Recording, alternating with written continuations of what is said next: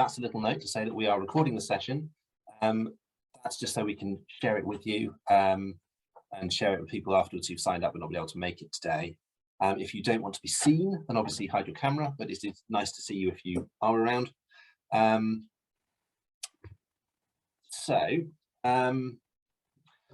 Where to start? So this is the first of the place-based events that we've been doing at the Audience Agency. So I want to thank you for being keen, enthusiastic early participants, and particularly to Kate and the Cumbria Arts and Cultural Network for helping to engage people and share the word, and generally just being incredibly enthused and encouraging in terms of us doing this kind of approach. What we're trying to do is to share a bit of the evidence that we have with you as a starting point to have a bit of a conversation about cultural audiences and what's going on now, partly so that you hopefully can apply it in terms of strategy and future facing things like that. It could be much more operational. There might be very particular things that you notice or look at, but equally it could be useful for things like funding bids. We know that things like MPO rounds are coming up, so whichever way, hopefully this will be both useful information but also a useful start to a conversation. So there is a bit later on where we'll be having a bit of a discussion in groups, and I would really warmly invite you to share your experiences and thoughts and reactions to that. Obviously we have access to a whole load of information that we're sharing with you, but ultimately you're going to know your local area better than we do. I mean, that's a given. So without more ado, if anyone has any questions on the way through, please do either raise your hand or pop them in the chat. It's totally fine to make this quite discursive. My colleague Rosanna is listening in, and if she could alert me to anything that, questions that need an immediate answer, but I might well just pause at a couple of points to say, is there anything people want to bring in if I've not answered it already? Everybody happy? And there's a few of you I can see, so you don't know who you are, but if you all nod, then some of you will confirm that.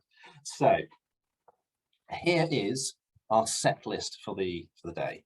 I should say, well, you're not actually going to get a series of Nirvana covers from me, but that's our little set list.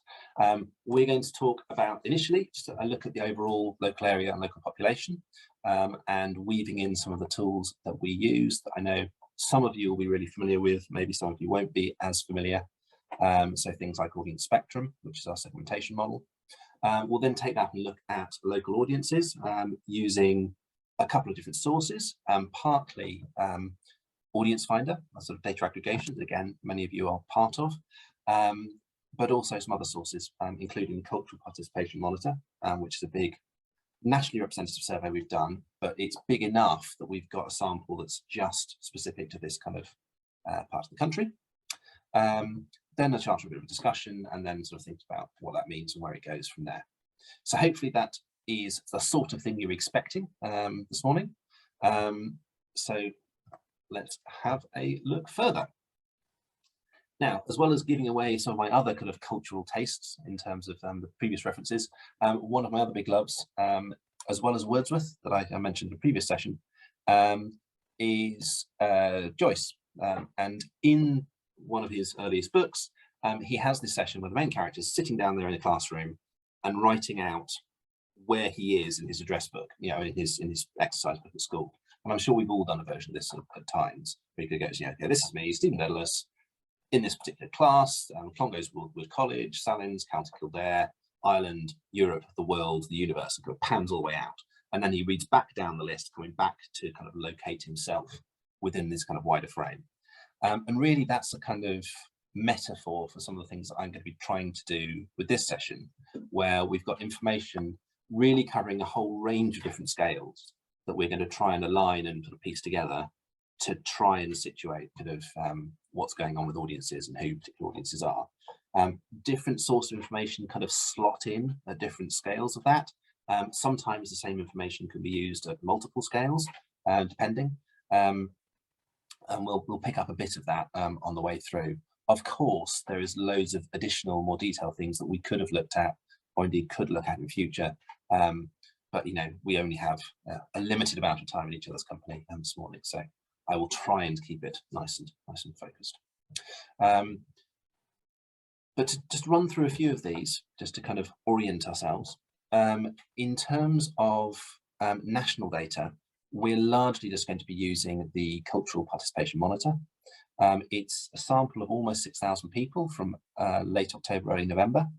We have done 4 previous waves, tracking people through the pandemic, but we've asked people loads of sort of general questions of various sorts, including some questions about how they feel now about attending things, attitudes to risk, safety measures, things like that. But because the sample's big enough, we've got 180 respondents who are from the northwest, but outside of the major conurbations. So we've had to slightly fudge that, because if we bring the sample right zoomed into Cumbria, we wouldn't have enough to really talk about, but we figured that's just on the borderline where we can start to get a bit of a clue about how people in this area may be feeling compared to more broadly. And so that's where we're bringing that in as a sub-regional level, as a kind of comparator to that national data. We've got audience spectrum, this grouping of 10 different segment types. We've got that at a regional level as a kind of comparator with the Northwest, but really the main interest is going to be about some relatively specific geography on that. So we've got that mapped down to a ward level, but also profiled in terms of actual audiences, summary figures for the region as well. We've included both ticketing and survey data from Audience Finder. We have mainly focused on ticketing data just because it's really granular and allows us to do stuff at a very small geography in a way that we can't more broadly, and also allows us to track specific things without some of the challenges you get with survey data, which is knowing how surveys from different organizations, you know, kind of like what recipe you need to blend them together in to get a representative audience, and you know, whether you've got enough of particular organizations in order to get the weightings of those sort of right while still be meaningful. So we have largely focused on ticketing, but there is some survey profiling data in there as well. We've also used a whole load of background demographic information from something called area profile reports, and we've looked at those by local authority and also then by ward. So again, a range of this information is all there for us to draw on. So it's quite a mishmash of different sources. So what I'm going to try and do is try and steer a nice clear path through that, whilst kind of signposting in some points where there's more or different information available as well. Everyone with me so far? Great. Okay. So to start with, looking at the local population, and again, this is the bit that you will know better than me, because in many cases you'll obviously live in Cumbria or Lancaster. But we're going to be looking at 3 things in particular. So a bit of a demographic overview, including splits between the different local authorities, looking at audience spectrum and how that plays out in this context, and I'll say more about that in a sec, and then also looking at the monitor. We will share these slides afterwards, so don't feel the need to scribble down any stats that look useful, or try and do sketches of maps to try and highlight what they're showing. You will just have those to hand, and hopefully those will be useful as well in the future. So the broad picture in terms of Cumbria and Lancaster, which I appreciate is a potentially contentious grouping. I should say that at the outset, that I'm aware that it's there's all sorts of politics going on with local boundaries in your patch, aren't there? But the broad picture is we're talking about, roughly speaking, 500,000 people, which is about 1/10 of the population of the Northwest, and that's the equivalent to sort of a large city's worth of people, if you like, sort of equivalent to population of, I don't know, Sheffield or Leeds, something like that. But broadly speaking, it's a relatively older population than average across the Northwest, but fewer families. But it's not radically fewer families, but nonetheless, you certainly see, when we get to the mapping, we'll certainly see, obviously, that there are sort of clear areas where there are much larger older populations, and that plays into cultural attendance patterns Of course, it's less ethnically diverse than North West as a whole, you know, places like Blackburn and Burnley, etc. And has a relatively high proportion of retirees, which again won't be a huge surprise. Notable though that skilled trades are really highly prevalent. So we'll see later that we're looking at sort of three broad categorizations of employment, sort of professional, skilled trade, and other. And Cumbria and particular pockets of Cumbria have really high levels of skilled trades. And one of the things that's quite interesting about that is that we often see that cultural engagement in general, sort of at a national level, tends to be quite highly correlated with things like education and social grade and things like that. But often where you get exceptions to that is sort of technical and trade occupations, where often you have people who are, you know, of a relatively high social grade, highly skilled, highly educated in many cases, but nonetheless not particularly focused on culture in terms of their kind of day-to-day interests in life. So that can be one of the signs that you've, you know, particularly I guess when you're thinking about some of the sort of, you know, technical occupations around areas like Barrow, you might have people who would in other ways look like really good prospects as cultural attenders, but maybe a little bit less likely to engage because they're kind of more technically and trade minded, as opposed to the kind of more administrative professional equivalent. So that's sort of worth keeping an eye out for. In terms of audience spectrum, and I'll explain some of these types in a bit more later on. But broadly speaking, what we're seeing across the overall region is a higher proportion of groups that tend to be a bit older, moderately to lower engaged in terms of cultural interest, and certain groups much less prevalent than across the Northwest in general, of which, and here's kind of an interesting contrast, there's a group called community land culture buffs that tend to be kind of quite highly engaged, quite traditional, potentially relatively affluent, tend to commute into the big cities. They're obviously less prevalent around here, although we'll see them in pockets. But equally, Facebook families, which is a lower income families who tend to be, if they're going to engage, it's more likely to be with things that are free and or outdoors and or motivated around children. There are pockets of those groups in Cumbria. They tend to be on the west coast and south and west coast. But nonetheless, despite the fact you do have those concentrations, overall, there aren't as many of them as you'd see elsewhere. So I know I did a session chatting to the Cumbria Arts Cultural Network a couple of months ago. And we spoke about those groups a little bit as sort of potential audiences, but it is worth noting that we're not talking about huge concentrations. Nonetheless, you know, potentially useful. And we'll see that family engagement is quite important right now. So, broad picture in terms of engagement. Engagement levels are pretty similar, but slightly lower on average than the Northwest as a whole. There's, you know, broad engagement across quite a wide range of popular art forms, quite mainstream art forms.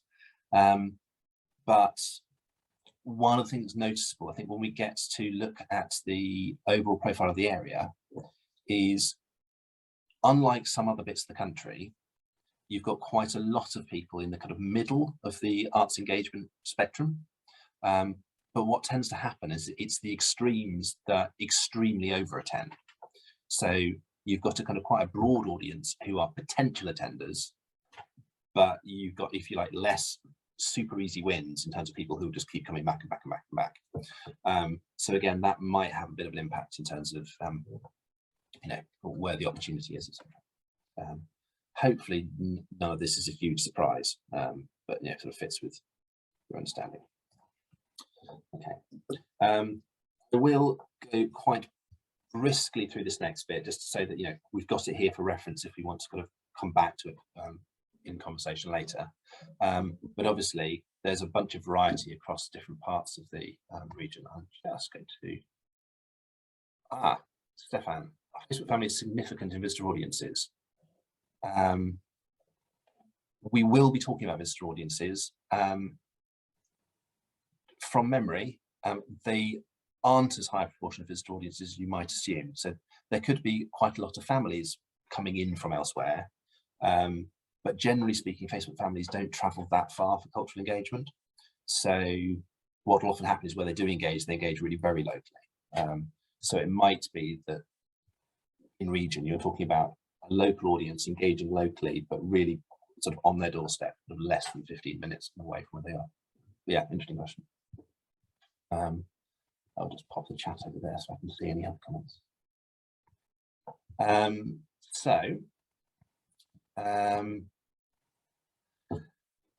Allerdale, so obviously up in the northwest, lots of skilled trades as mentioned, but also lots with no qualifications. We'll come back to the audience spectrum groups when we look at the mapping. But generally speaking, engagement is lower overall, but with some pockets like Keswick a little bit higher. In Eden, this probably won't be a great surprise to many of you that there's higher proportions of people who are self-employed, skilled trades, but nonetheless fewer families, and more of a kind of moderate engagement level. South Lakeland, we see relatively high engagement level. I guess that's not a surprise because where it's sitting in the demographics. It tends to be older, but again, not that many families. So they're worth noting. Lots, highest proportion of managerial occupations, etc. And if people aren't working, then they're retired. They're not, young and studying, whatever. But really high engagement across the board. Particularly in all those places you'd probably expect, Kendall, etc. Woodland. So people, generally speaking, if they're working full time, more than average. But generally speaking, people aren't self-employed and are more likely to have no qualifications. So yes, more of the types of work we've already touched on, but quite low attendance. We have seen the little pockets that aren't quite as low, but even some Bs, you come just a little bit inland from there, and then you start hitting these little pockets of Facebook families there as well. Okay. Now Lancaster, obviously, we've got essentially two exceptions within the mix here, and partly why I thought this geographical grouping is quite interesting because we have the contrast between Lancaster and Carlisle. Lots of students, more professionals, lots of families. So again, it's a different mix, but it's geographically very, very concentrated within the centre of the area. And therefore, linked to university, etc., high engagement. And we start to see a different mixture of art forms coming out here. So things like comedy and, but also ballet. So it's going there. Barrow, lots of families. And where there are families, the families tend to be younger. So it's more families that are kind of under 5 relatively, as opposed to older age groups. Yeah, and then there are pockets which are higher, but generally speaking, there's a much bigger concentration of the lower engaged groups, like our fleets and Facebook families. But not so much of the older ones. So Heydays is probably the least engaged group overall, but actually not particularly present here. And then I think finally, from memory, Carlisle. So again, loads of families. What we're seeing is particularly this group Trips and Treats, which are kind of younger families, but tending to live in sort of smaller town location, but being motivated particularly by children in terms of cultural engagement, and with an appetite for kind of more eye-catching, sort of high-profile, probably quite accessible engagement, but nonetheless moderately engaged. So there's kind of potential there. But again, lots of these groups have quite a lot of families in them, so worth noting. But even here, because the really highly engaged groups like community land culture buffs and experience seekers tend to be less present. The overall attendance is a bit lower than average.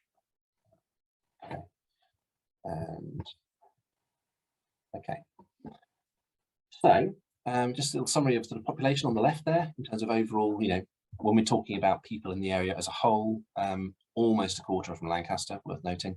But I don't know, this is probably less of a surprise to you than me, but I would have assumed the population of Barrow was much higher than Eden, as opposed to just slightly higher.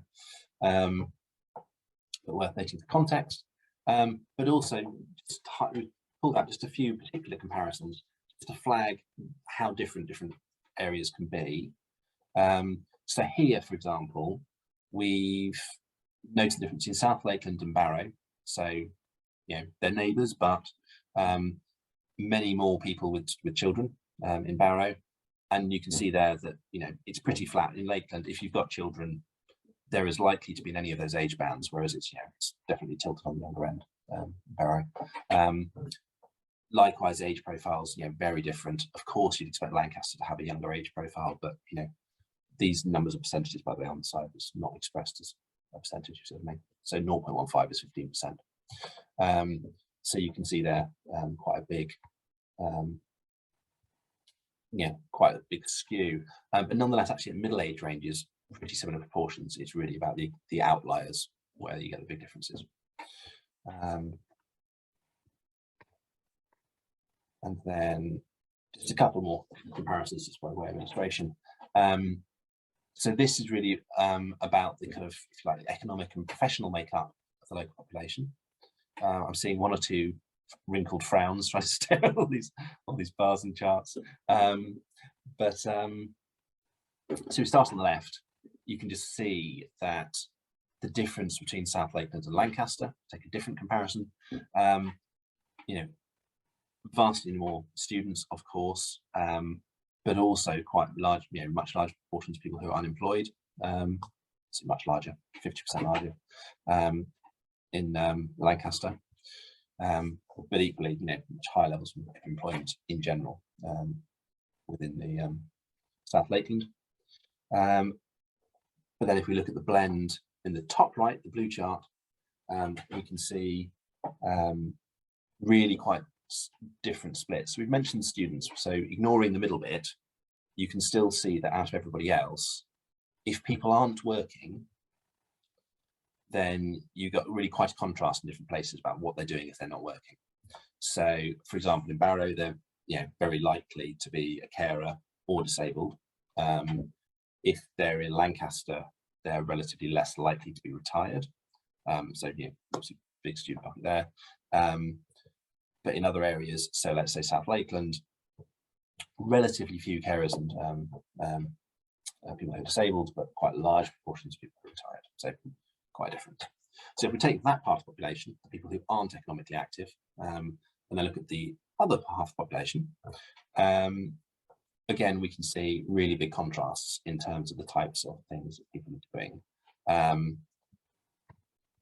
So, you know, just to compare, let's say Eden with loads of skilled trades, with Lancaster, where it's much more of a skew towards professions. And obviously these will then, you know, play into the kinds of things that people are engaging with. Okay. So all of that, hopefully, is stuff that is broadly familiar, because that's just about the overall background population. What I'm going to go into now is just looking a little bit more at these audience spectrum groups and who they are and how they're engaging. Now, the audience spectrum is based on national survey data about what people do, linked to a whole load of other demographic information about them, and that's then modelled out onto local areas. So, broadly speaking, we have a whole bunch of people who are relatively more highly engaged. You know, they tend to do a lot, and they tend to do certain types of things, in particular high volumes. So ranging from the most highly engaged, which is metroculturals, who are sadly, and I say this being based in Sheffield, very heavily concentrated in London and some of the other major cities, but largely London. So really the ones that we're most interested in the north, often in terms of high engagement, are community land culture buffs. So they're older, sort of, travelling in, slightly more traditional, not super traditional, but more likely to be going to things like plays and drama and that kind of thing. Then experienced seekers who tend to be highly educated, on the edge of towns and cities, interested in a much wider range of things, but sometimes price is a bit of a barrier. And really, of these, as I said before, we've got a bit of a gap in terms of the really highly engaged groups in the region, but there are pockets of community land culture buffs, not so much experienced seekers, except around Lancaster in particular. Now we've got a bunch of groups that are more middle engaged. So these are the groups that are really overrepresented around here, which presents, I think, some opportunities. So Dauntry Dependables tends to be a little bit older, tend to be moderately engaged, but they're not, if you like, defined by their interest in the arts. If you sort of ask them, are you an arty person? They're less likely to say yes than say the community land culture buffs. But in many ways, there are some sort of similarities. The Trips and Treats I talked about, those kind of younger family-driven groups, and then Home and Heritage, which I think is a very interesting group in this context, as we'll see in a sec, because they tend to be moderately engaged, but only with very particular types of things. So they skew towards more of a heritage interest. They skew towards things like more classical art forms, but they're less interested in some things like contemporary art and video art and that kind of thing. But they're also very particularly affected by COVID and reactions to COVID. So when we come to look at what people are thinking and feeling, there's big pockets of these groups sort of threaded through Cumbria, and they're really quite risk averse in terms of engaging now. So they're a real potential real challenge in terms of audiences, but obviously they're interested. They are already moderately engaged. So, and then finally, we have our lower engaged segments, but by lower engaged, they're by no means not engaged. So they are still culturally active, and of course, even where they're not, part of being publicly supported is about trying to engage the whole population. So up our street tends to be older, often living in terraces, families, or where there were families and then the children have moved on. So it's sort of empty nesters, I guess. But often, actually, that group in many ways has felt some of the real pinch points of COVID in terms of the impact on them, partly around ethnicity, although less so in this region, but also just about age and sort of vulnerability to the virus, and also potentially higher proportions of people with disabilities, etc. So again, more kind of threat from that perspective. Then we have Facebook families that we've talked about, these kind of younger families, very, very much kind of driven by children in terms of engagement often, but often, they're digitally engaged, hence the name, but often not so much in terms of certainly traveling and paying for cultural events compared to some other things. Kaleidoscope Creativity, who tends to be more urban based, so we won't see as many of them around here as much. And then Heydays, who are a curious mix, largely of much older groups, often in things like sheltered accommodation, and they may well be quite interested in the arts, but often it's age, ill health, mobility, maybe some of the things that are barriers to kind of prevent them to engage more. So again, that could be an opportunity to engage them. You kind of have to engage them sort of where they are, as opposed to relying on them traveling a lot. So that all makes sense as a quick portrait of them all. Fab. So, as I said, these are built up off the national survey data from taking part. We also looked at how far people were from things, because there's no point calling someone underengaged if they just don't live near things. So we did factor that in, don't worry. whole load of other data that sits in the background behind Experian databases, which you sort of don't need to worry about, except to say that for every single address and data point in the that we've got to analyze, there's literally thousands of other little bits of information attached to them, in terms of, you know, stuff from the really useful, like what kind of job do they do, to the not particularly useful, like do they use face cream. But it's all in there. So that's that. We've obviously got population and demographic data, but we can also then overlay it with what people have actually done in terms of cultural attendance, and that's what we're talking a bit more about now. So, just to say, in passing, there's loads more information about each of the segments that are on our website. So if you go on, there's a little sort of description and portraits. There's also little, you know, extra things you can open to go. So if I look at these people, how do I communicate with them? What are they interested in? What else do they do? All that kind of thing. So that's all there in summary form. So that's on theaudienceagency.org. And I will mention later that we're also looking to refresh these a little. But I'll leave that as a teaser and move on. So in terms of our overall profile, so you can see here, so the solid bars are us, and then the speckled bars in the Northwest overall. And you can see here there's really heavy concentration in these middle engaged groups. Notably, you see here home and heritage, massively above the average for the Northwest as a whole, let alone the country as a whole. So bearing in mind the Northwest would of course include the figures from Cumbria, you can see that that really is kind of, you know, coming up as a key group. Despite the fact that, as I said, there are some challenges about that group, because although they're culturally interested, they're not so madly passionate that they're prepared to engage over and above their kind of sense of risk around COVID and things. Nonetheless, even though not all of these are over-indexed, there are lots of these quite big groups. So Facebook families, it's a bit below average, but it's still, you know, a big chunk of the population, and relatively less out of those margins. I mean, yes, there are, you know, some heydays, but not huge numbers. So that really gives us this interesting challenge. These groups, generally speaking, are a bit lower. We will see when we look at the travelling audience that isn't necessarily the case.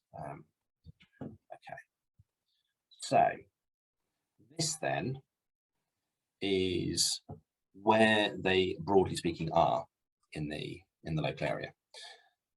So we've done, there's another zoom on the next page as well, for a couple of areas where you may want to see more detail. It's a bit tricky to see. But this is showing that for each ward, and we kind of picked ward because it's quite a nice, smallish, but not microscopic geography. For each ward, which of these segments is there more of than any other?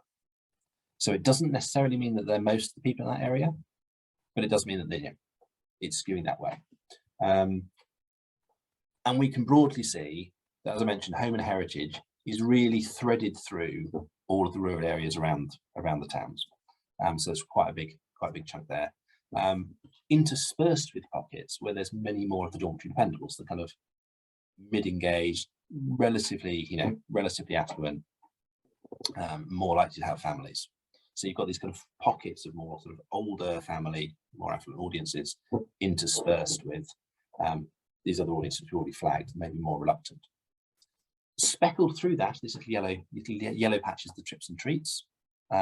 So tends to be a little bit more geographically clustered in and around built-up areas.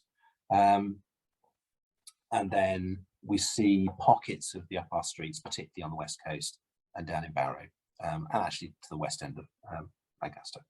So, so it's quite a mixed picture. What you will see here, though, is that there are no areas where metroculturals are present in large numbers, of course, but also almost none of experienced seekers either. Just that little pocket down in Lancaster, I think. But even community land culture buffs that are often a really good sort of staple audience in terms of sort of particularly, you know, things with a reasonable price tag on them, kind of, you know, mid-scale, large-scale theatre and so forth. There's really just this band, and not as much elsewhere. So I think that kind of covers it. As we zoom into particular areas, again, you see pockets. The Facebook families, again, it's largely West Coast and then in Carlisle itself. But if we move on to look at, if it will let me click on, so zooming much more in on Barrow-in-Lancaster and then on the West Coast, again, you can sort of see these little pockets, particularly up our street and Facebook families down that West Coast. So part of the reason for showing you these in this kind of mapped form is not as necessarily just about showing what the area is like, because obviously you'll know the area, but using the fact that you know the area to then give you a sense of who the segments are, if that makes sense. So if you kind of know as well. Okay. So this nearly finishes our kind of broad overview of the kind of population bit, but just to drop in on the cultural participation monitor. So we did this through a panel survey, but it was weighted to be representative of the whole population, including by region, by age, by ethnicity. Now these samples weren't what are called interlocked samples, so we know there's the right proportions of each of these overall. We can't guarantee that at any given level there's the right number of people who say are of this ethnicity and this age, but nonetheless, it's nationally representative, about 6,000 sample. So that's the overall figure, but we can also compare the kind of subsample of 182. Now that 182 means that there's a reasonable margin of error around it. Even if we've got a perfectly representative sample, you would expect the population will differ from that because there just aren't huge numbers of people. But what I'm hoping with this is it gives us a little bit of a sense of at least likely direction of difference. So don't focus too closely on individual small numbers, but more on the kind of overall, it looks like the audience is leaning this way rather than that way in terms of engagement. So things like disability and whether they've had to shield, it's pretty similar to the national average. As far as we can tell, that's not that high, which is interesting given the older audience. But notably, where there is a difference, it's about people who are limited a little. So again, that might be linked more to age as opposed to other disability. Of course, disability is proving an absolutely massive factor, not least because of the kind of quite challenging, one might also even say pernicious trade-offs that people are having to face between, if the whole country is unlocked, then people with disabilities then are very much less able to engage because there's a greater risk to it. So we asked people, and we asked this for the first time in this wave, in this latest look at it, what their general feeling was about COVID. Is it something that we should throw the kitchen sink out and try and stamp down as far as possible? Do we think we just accept it, it exists, nothing to do about that, we just have to live life? Or are we somewhere in between where we say, well, we need to do things to try and reduce it, but let's not go overboard, have to accept the trade-off? And a couple of noticeable things about that. One is that most people are very much in the do everything we can to reduce it camp.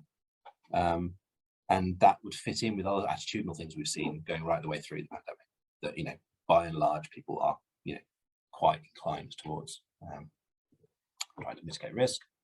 And that's particularly true, we think, in this region, or at least particularly, people are either in one of those two extreme positions. They're more likely to say either you just accept it or you do everything you can to reduce it. This idea of a kind of how do you negotiate that balance is less prominent here than it is across the country as a whole, if that makes sense. When the sample was taken, that is a very good point. So the sample was late October to early November. With a rather spectacular timing, we finished the field work, I think, 2 days before they announced the new variant. This gives a snapshot of what people thought then. What people think now, of course, will have moved. You're absolutely right. Nonetheless, we can hopefully see a kind of relative positioning in terms of what people, broadly speaking, where they are compared to the population. This thing at the bottom here is quite interesting. we've been asking this question about how happy are you to attend. If there's something you wanted to see, which of these statements apply? Are you happy to attend? Would you think about it, but we have reservations? Or all three of those right-hand categories really are people saying, no, not right now, in different ways. And from February through June, through September, October, through October, November, it stayed pretty constant. It's only finally late October and early November that it started to tick up in terms of a full third of people saying they're happy to attend, as we've got here nationally. And it's worth noting it's lower than that for all of the left-hand side answers on this within this region. So there is a greater reluctance within this region than nationally. Again, caveats about sample size, but that seems to be the direction. And we would expect that you announce a new variant and so forth, that's likely to got, that uptick is likely to have gone back down again, as opposed to carrying on. So worth noting. So I always feel like I'm being horribly gloomy when I talk about this kind of stuff, because it's just lots and lots of bad news, but there we are. It is better to know it than not, I guess. So that gives us our sort of brief overview of the overall population before we talk about actual audiences. Did anyone have any other questions at this point, or things they wanted to kind of flag or suggest, or note that they think is really important that we've not touched on? You can either pop it in the chat or say. Okay, is everyone happy? Broadly speaking. I don't mean with life, I can't fix that, but I know in terms of what we're saying. Okay, so now to look at local audiences a bit. Ollie, just to say, we've just had a question popped in the chat. Yes. Asking, yeah. Was that your own survey? So the Cultural Participation Monitor, yes, that is being run by the Audience Agency. In fact, it was part of an academic project that was funded by the AHRC with the Centre for Cultural Value in Leeds. But yeah, so it's been us running that, which officially has finished. You know, that was meant to be the last wave, because officially the pandemic was due to finish by then, and we decided. So we now have to work out what to do about that, because clearly the pandemic hasn't entirely gone away. But yes, that was one of ours. So, oops. And my chat is in the way. Right. Oh, how was it conducted? Good question. It was online, but with a representative sample. So it was kind of stratified to make sure that it was representing the whole population, even though obviously certain bits of the population are more online than others. One of the challenges is just accessing large groups of people, at scale on short notice is quite tricky. But yes, so it was through an organisation called Mantell. So yeah, it's the same kind of thing that I guess holding companies do as well. So looking at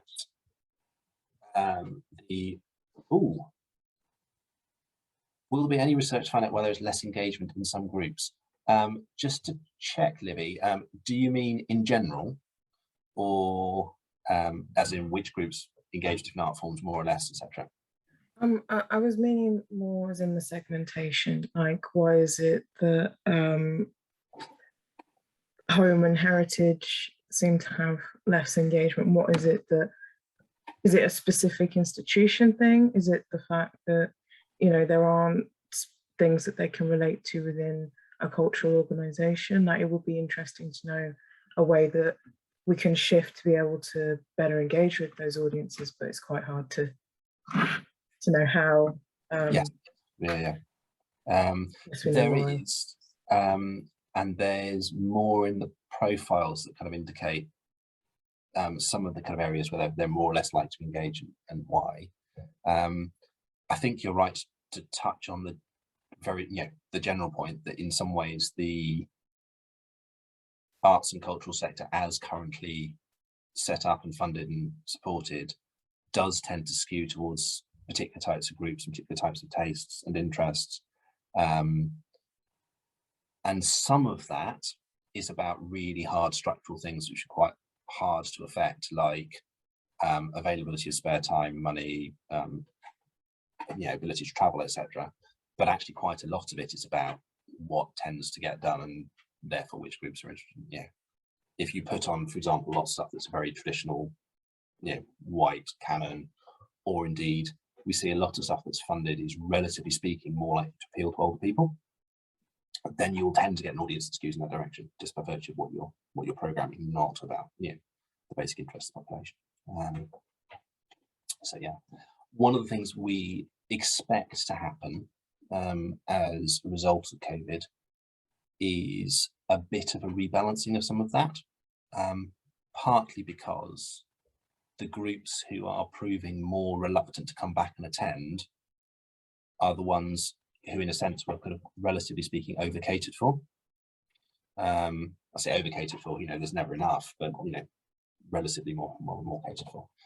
So we would expect that organisations will start to be seeing more opportunities with younger, with more diverse, with more family audiences, and that will help shift that balance in terms of what's provided to kind of better match the overall population. Does that answer your question? Thank you so much. Yeah, that was very insightful. I was just scribbling down there really quickly. Thank you. That's great. Okay, so looking at local audiences, when we talk about local audiences, we just look at the top right bit to start with. We're really potentially talking about three different things. So we're talking about people from the local area who engage, and we're talking about people who engage in the local area. Now, of course, those can be different. It can be people from outside engaging here, it can be from people here engaging outside, or it could be people who are local engaging locally, if that makes sense. And when I say local, I just mean within this kind of overall area we're talking about. We haven't zoomed down into the kind of more granular version of that. But of course, that same logic applies all the way down. You could be a local audience to Barrow that's coming in from elsewhere in Cumbria, for example. So we're talking about these three different groups. I've labelled them A, B, and C to help us try and keep track of them. And I'll try and keep that, I'll keep that up in the top corner. So as we're talking, we'll say, well, we're specifically looking at this group now. So this is based on a bit over 10,000 surveys that have been carried out by organisations, often, but not exclusively, within Cumbria and Lancaster. So I think about 7,000 of those are local. And almost 500,000 transactions of data in terms of ticketing data. Again, a lot of that is local, but by no means all of it, because there's a whole load of data which is about people who are local travelling elsewhere. And it's 40 odd organisations across the country, 400 odd organisations across the country in each case, but 22-ish or half a dozen organisations in terms of survey and ticketing data locally. So just worth being aware of what data we're talking about when we're looking at this. Then the cultural participation monitor, as I've mentioned, getting on for 6,000 responses overall.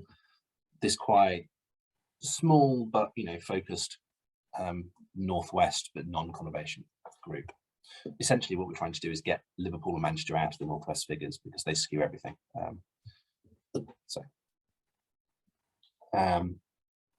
Yes, there we are, another little map to explain it. Okay, so give a broad sense of scale in terms of what we're talking about, and I've rounded these numbers a bit, but we're talking about, roughly speaking, 50,000 bookers a year, just under, and that's gone up in the course of the data we've been looking at across these 4 years. And in terms of bookings, that's gone up again a bit, but not hugely. Tickets, over 250,000, edging towards 30 million tickets a year, and £4 to £5 million of tickets a year. So we're talking about sort of relatively substantial sets of information. What we can do with that, though, is break it down a little bit more and look at what the trend is in that in those sales, and see that, broadly speaking, so this is set with 2016-17 as 100.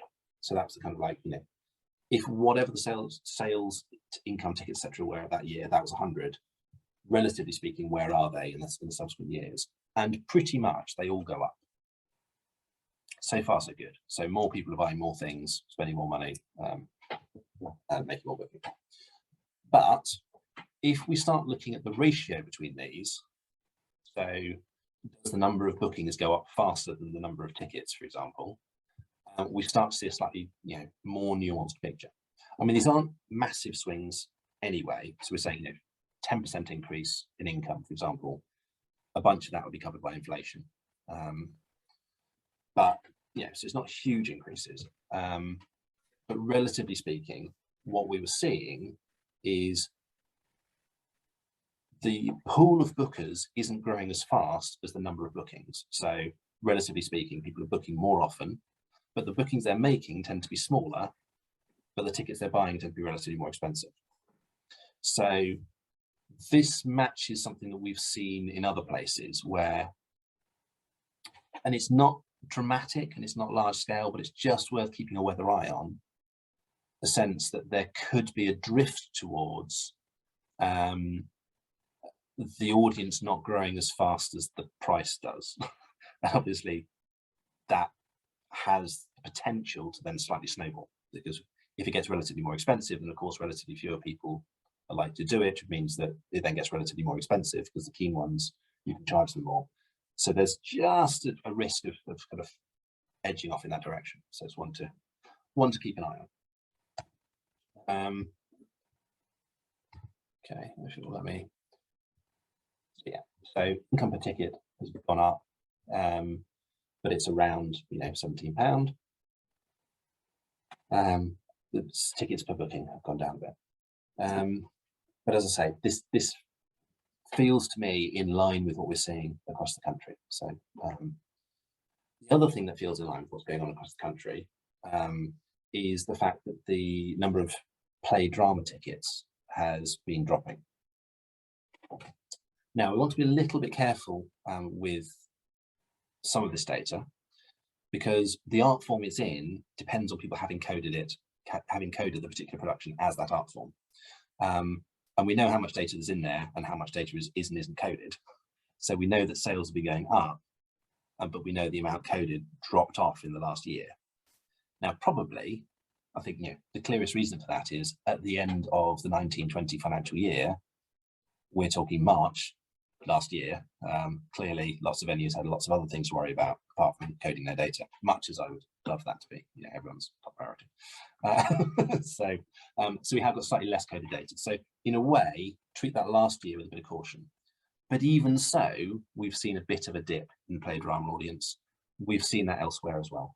And again, we've also seen that same kind of contraction that I was talking about with play drama happening as well on a kind of longer term. That generally speaking, it's a small audience paying more as opposed to a broader audience paying less. This is me using that same index approach, and I've shaded out the that last year just to say, you know, note of caution. But Christmas shows within this mix been doing really well. There's been a bit of growth in music, but you know, some of those other art forms, particularly plays drama. Interestingly, films dropping in the mix as well, which surprised me. Just something to be aware of as a sort of longer term trend.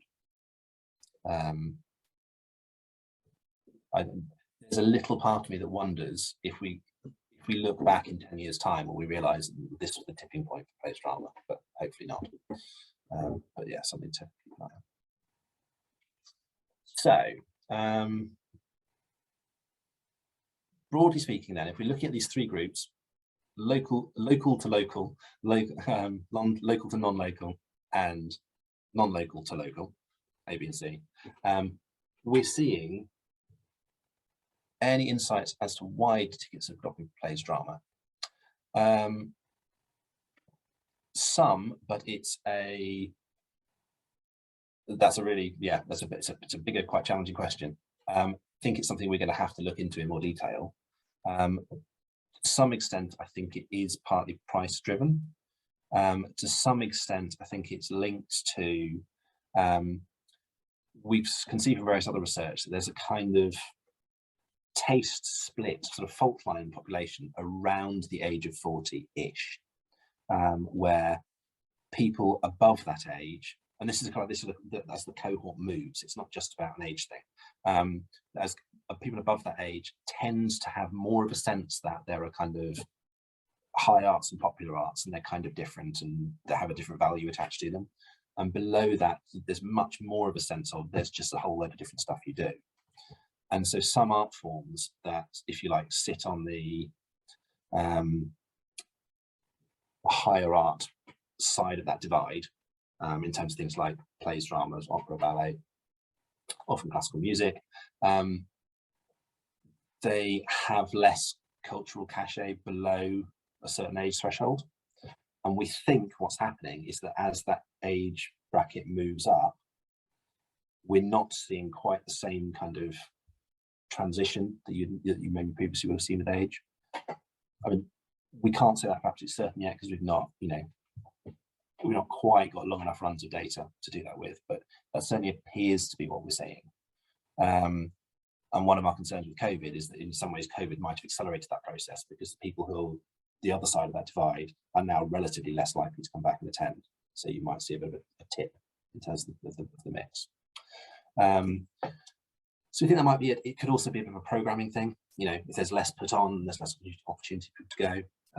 And so I think there's some evidence of that as well. These indoor outdoor plays drama, I think it is a mixture. I think they're on balance. I think it is weighted towards indoor, but we haven't got that split out in the data as yet, I don't think. But the thing that jumped out for me with this is that the local audience to local organisations is the largest chunk. You know, for all the, you know, the tourist economy is obviously hugely important. Nonetheless, that doorstep audience, the local audience, is absolutely key. And we've seen that across both data sets. So even though the survey data set is more likely to include more galleries and museums with lower payment thresholds, etc., nonetheless, the broad picture seems to be there. Kate, I don't know if you had a reflection on that. I saw your camera appear. Didn't know if that was you warming up to comment as a subject expert. That's fine. Okay, sorry, I'm not trying to put you on the spot. So yes, the region is a net importer of attenders. You know, more people come in than go out in terms of engagement, which is, I think, always quite a useful thing to keep an eye on, and what they're coming in and going out for.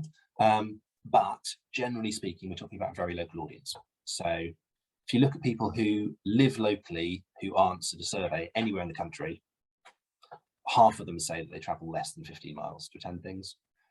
And if you look at people who answered surveys to any local organisation, regardless of where they came from, it's still very similar, kind of 50% saying they travel that kind of distance. So the doorstep audience is really, really hugely important.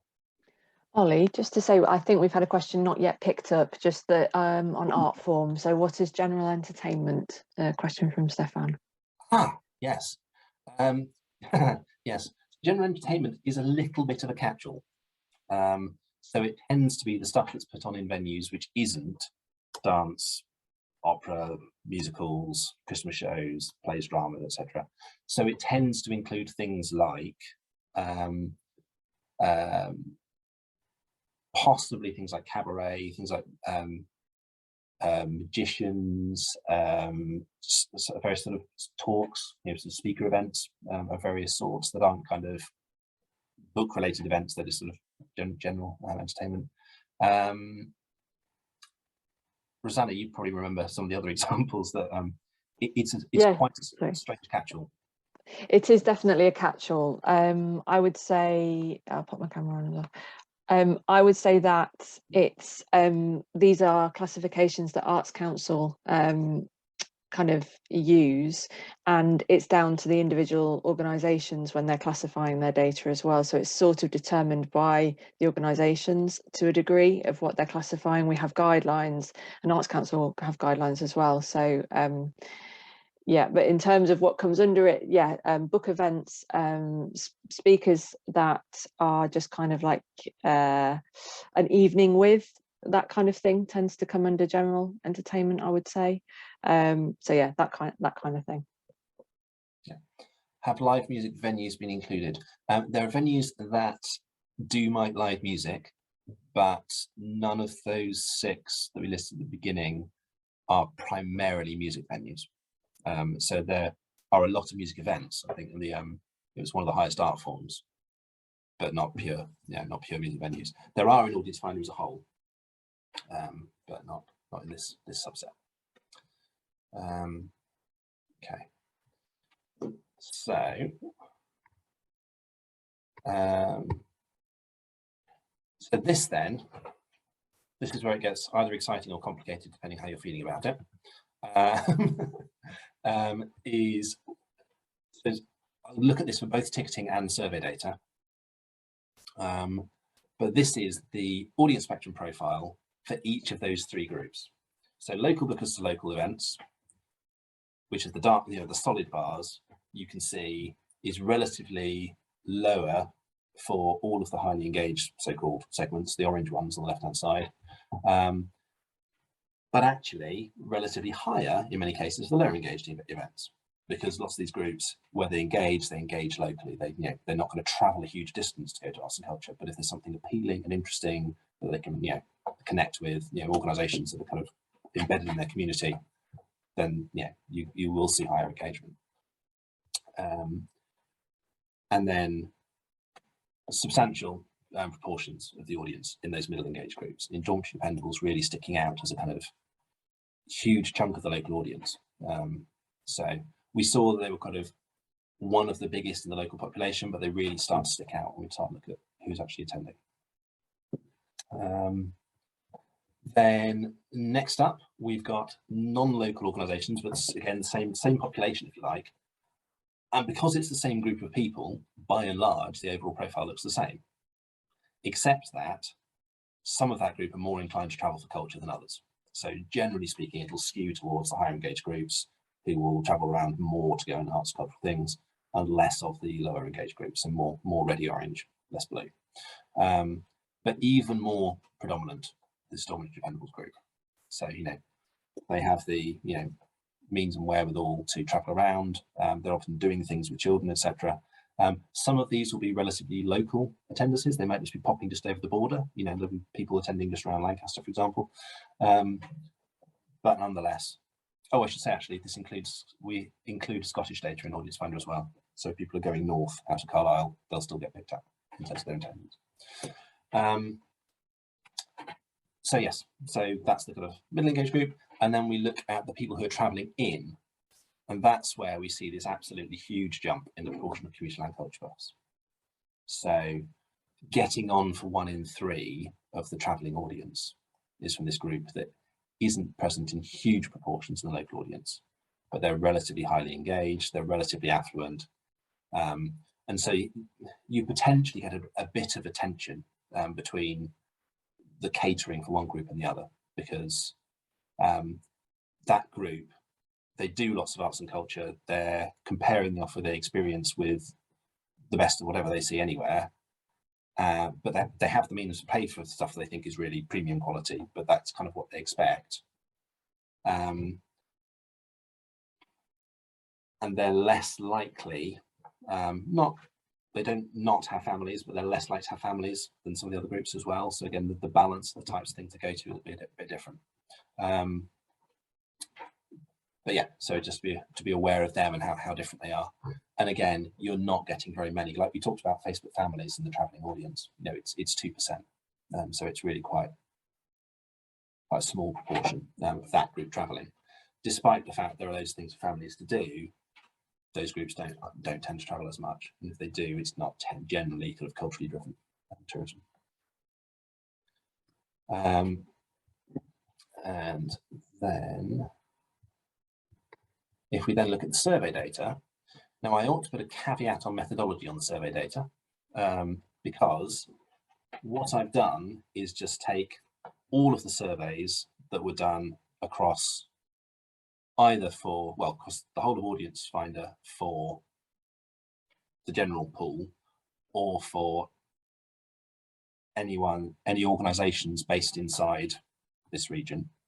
But if one particular organisation has carried out 10 times as many surveys as another one, relative to their actual visitor numbers, we haven't controlled for that. So we haven't got a way of weighting that out. Nonetheless, I think it's notable that once we made the comparison to the ticketing data, broadly speaking, we're seeing the same picture.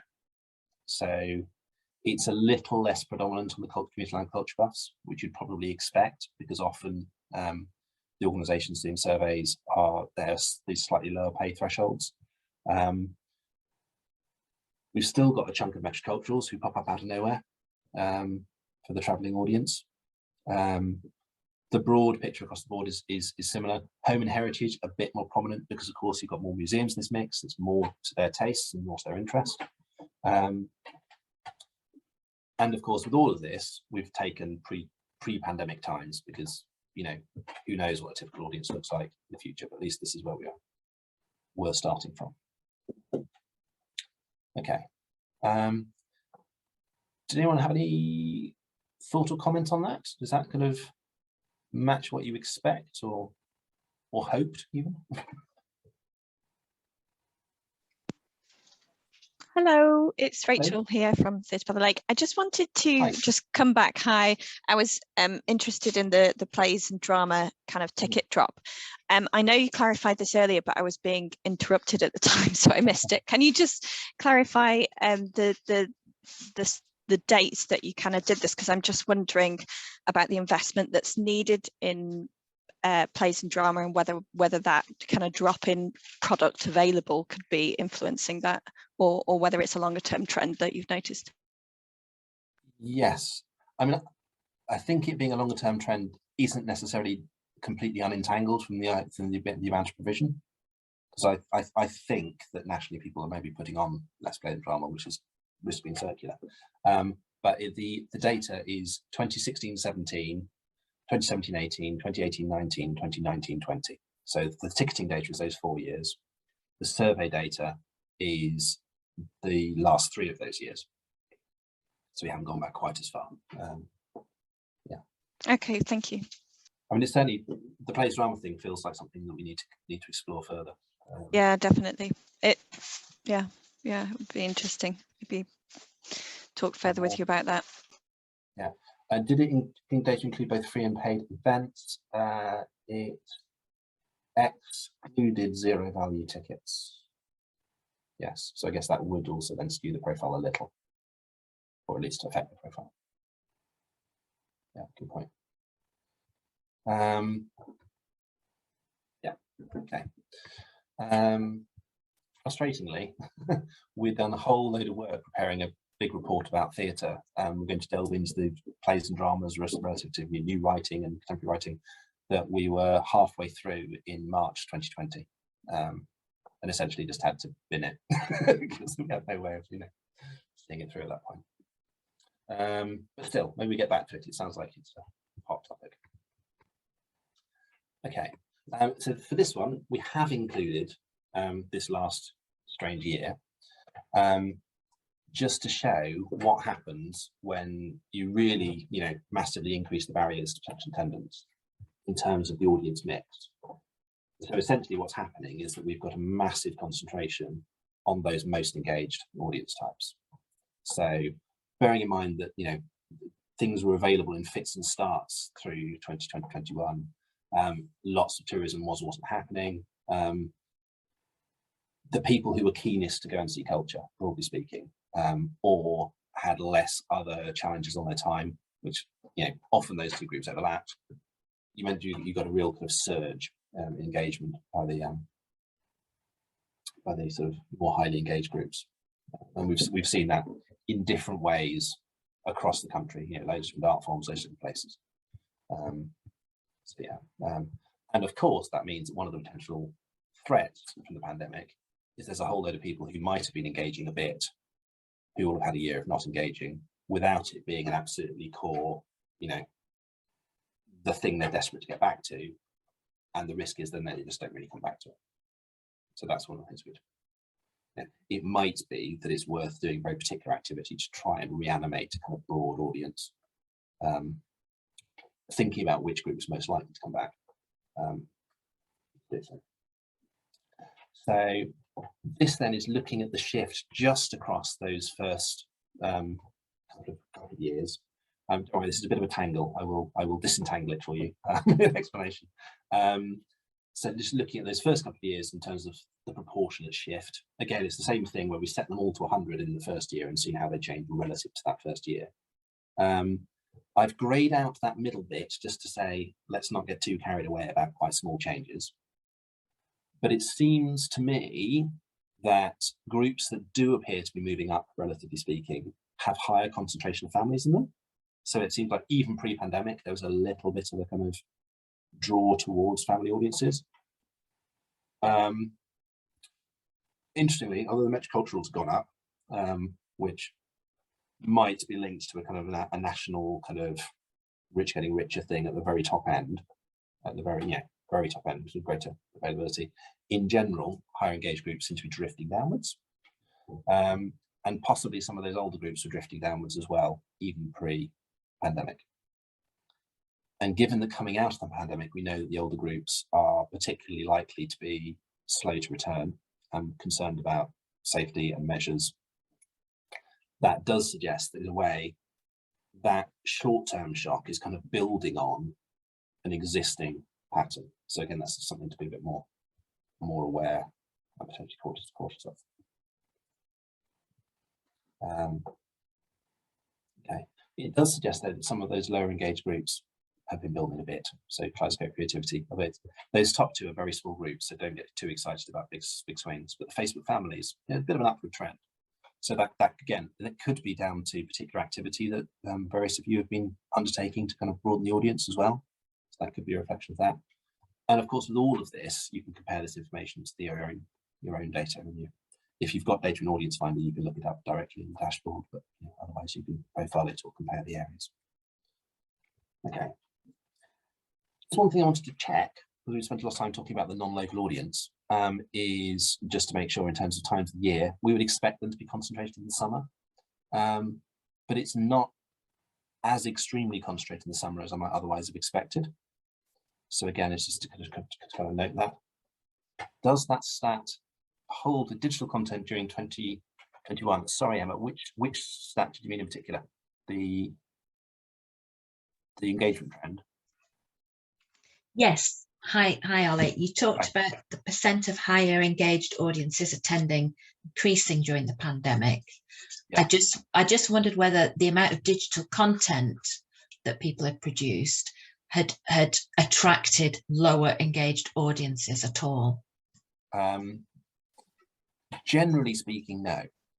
So broadly speaking, what happened was that most of those who engaged with digital during the pandemic were engaged digitally beforehand, not exclusively, but most of them. And the overall profile didn't particularly shift from the previous audience. So you saw more churn amongst people who were in the kind of groups that tend to highly engage than you did reach out into other groups. There are a couple of exceptions to that, in that there did seem to be a little bit of extra engagement amongst just post-retirees, which my favourite theory on that, which hopefully is true, is that you had a lot of people who had the recent professional experience of using computers and IT and things. They had the means, they had the know-how, they had they had computers and things at home, etc. They're just not really ever had the incentive to engage with digital content because they could just go to it in person and that's what they were used to. And so there seems to be a little bit of a bump for that group where, when needs must, they could and they did. But it's not a huge shift.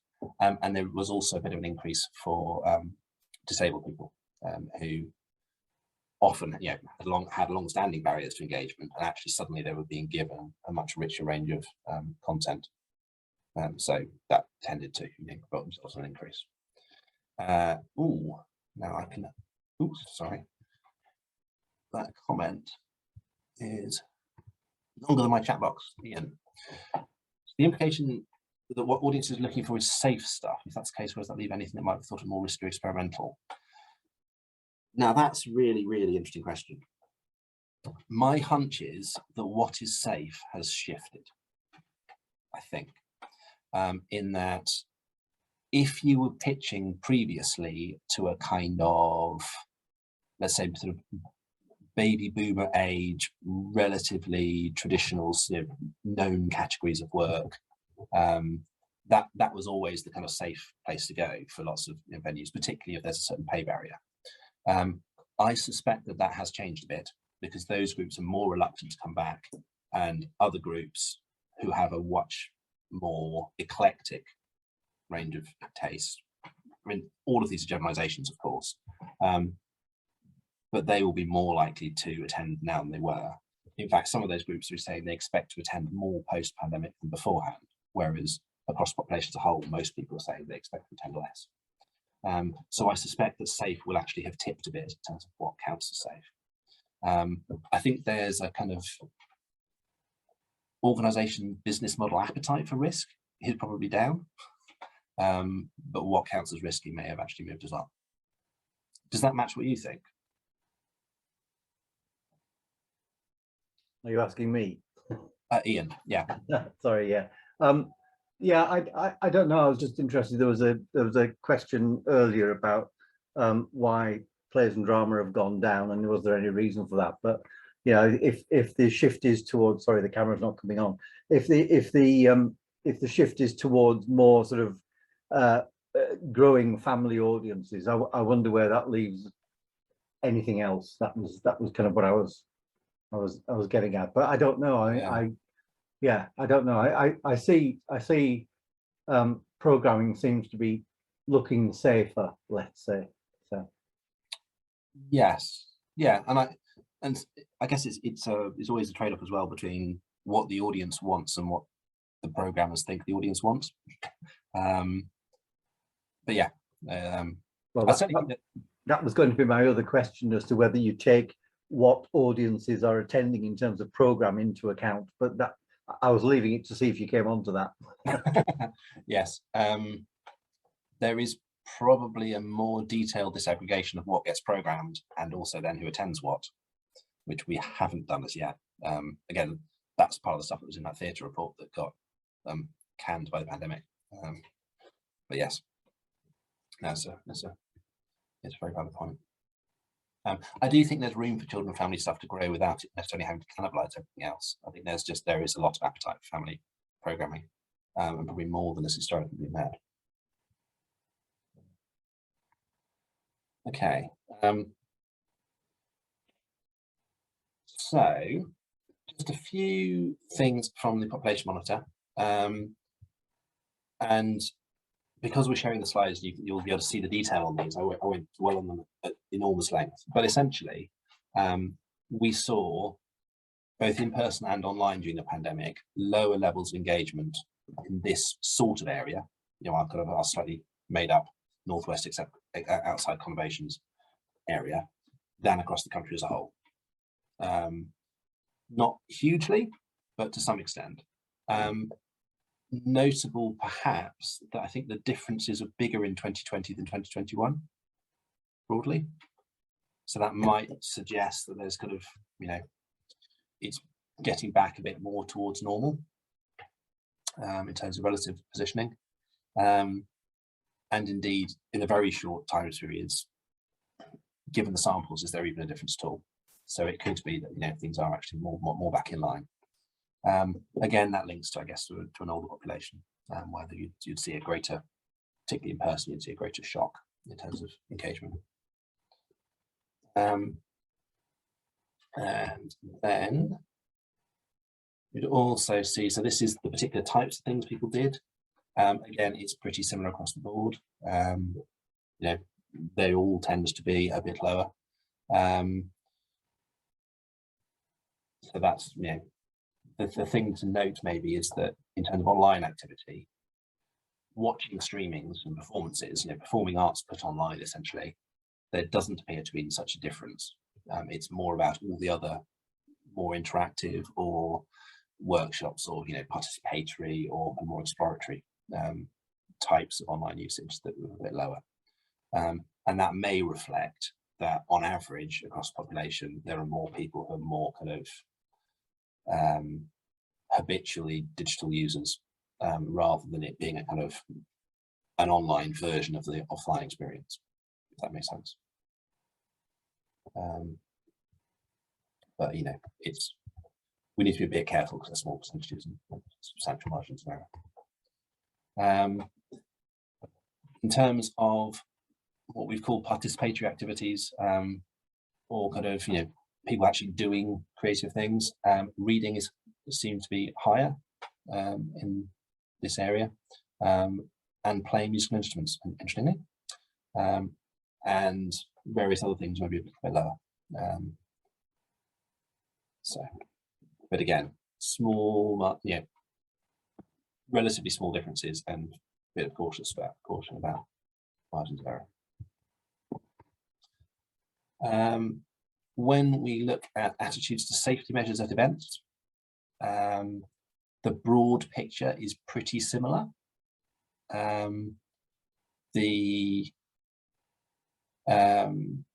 I guess the two notable differences is that people are, oops, sorry, that wasn't meant to happen. In terms of ventilation and masks, they're of course different for indoor and outdoor events. So you've got indoor and solid and outdoor speckled. But there's maybe fewer people saying that ventilation is important, and a little bit, you know, slightly fewer saying that masks are important. But despite the fact that people's overall caution about COVID is high, but also people in this area are relatively more likely to say they expect to attend less in future. I'm sorry, this is the other one where I really feel like I'm bringing the bad news, but so we asked people on a scale of 1 to 5, where 1 is 10 more, 5 is 10 less, 3 is the same, you know, where are you? And we kind of half counted the people who were sort of 2 or 4, so they're kind of a little bit towards it, but not fully. So particularly for film, which is true elsewhere, but you know, noticeable, people expect to be attending film a lot less, but still also any other kind of arts and culture indoors. So you know, we've seen elsewhere, and across all subsets of the population, people are saying they want to attend more outdoors. Some small pockets of population nationally are saying they expect to attend some of these art forms more, but generally speaking, it's down everywhere, barring very particular young urban audiences, but it is substantially down in this area. So, 1 to be alert to, and to, you know, encourage people to be setting realistic targets in the future, I guess. So, hopefully that's been a useful summary of some of what we've seen and some of what audiences are doing and thinking. But I was hoping if we could draw a bit on your own experiences and thoughts as well at this point. So if people are happy to, we're going to split out into some randomly allocated discussion groups to have a little discussion within the group, and then bring that back to the main group to sort of put out what we've found, particularly in relation to four questions. So is there anything you found particularly notable in what I've said? Is there anything you're curious about, you know, further questions that you'll kind of want to explore a bit more? How does it match to your own experience, you know, sort of how things are, what you've seen about, you know, the local area or whatever, but also just if people are happy to, sharing how things are going currently. You know, are you seeing businesses coming back or suddenly changing their mind on bookings, or, you know, what's the kind of temperature at the moment? Because I think that's the kind of thing that if people are happy to share, it can be just really valuable to hear that between peers. So thank you very much, Rachel. But if everyone's happy to do that, and if we maybe reconvene in 15 minutes, and I will pop into various of the groups just to see how you're getting on and answer any particular questions you've got. So yes, so if you're happy to break out into those groups, Adam will control that in any second, but think about what's notable, anything you're curious about, how it matches your experience and what's going on at the moment. Okay, see you in a moment.